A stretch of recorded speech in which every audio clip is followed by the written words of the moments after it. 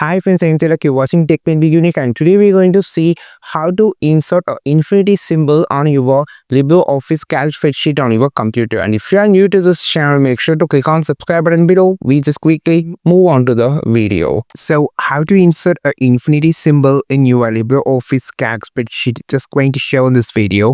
So you have two methods. The first method, you can just click on the insert option. You can just click on the special character to insert the symbol.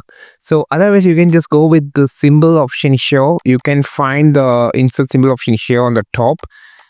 So click on this and expand it, and you can have the favorite symbol if infinity symbol or that. Otherwise just go inside the more character option, and here you just need to change the character block to the mathematical operation. Just type M and you can find the mathematical operators. So here you can find the infinity symbol. This is the one of the way, and another way you can just click on this mouse character. You can't find here, just type as infinity here on the search bar. You can just find it.